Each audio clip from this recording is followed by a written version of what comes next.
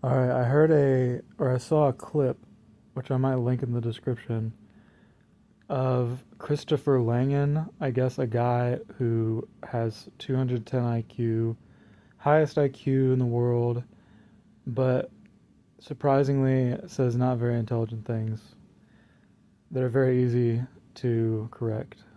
Um, it was a reel on YouTube where he was asked if there's a God, and there is. And his proof, right? There's a lot of different ways to prove there's a God.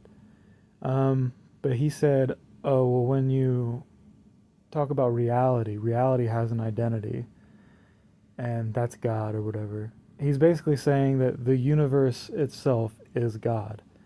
And that's just plain wrong and very easy to correct, figure out by just reading the Bible. It's like he hasn't even read the Bible.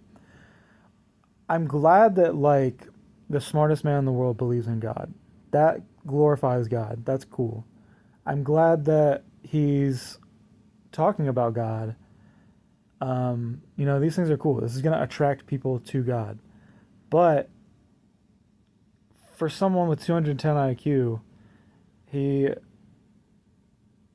it's not about IQ, it's about love for God. He doesn't desire to be closer to God as much as maybe someone who doesn't have 210 IQ. It doesn't take 210 IQ to figure it out. It's just that he just doesn't want to be close enough to God to know these things. He has the ability, he just doesn't want to know. That's why the very first commandment, greatest commandment, is love God with your whole heart and your whole soul, because it'll save you from silly mistakes like this. God is a man on a throne. He's not the universe. And this is important for any person that wants to be close to God, that the visual that they have in their mind when they make prayers is that they see a man on a throne with eyes and a face and ears and a voice, and he hears our prayers.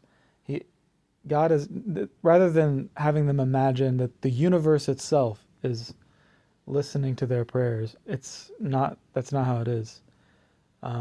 So this is something that matters. It's worth talking about. It's worth correcting, and it's really just that simple. You can look at things in Scripture like Ezekiel's vision of God descending down with the four. Was it? It wasn't cherubim. It was seraphim or something. The um, chariot, four-faced, wheels with eyes and stuff. And then God was on a throne, burning bright like bronze in a furnace. And then there's passages like, Jesus sits at the right hand of the throne of God.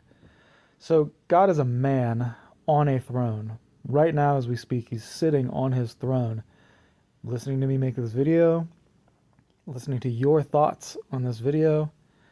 And yeah, it's just that simple.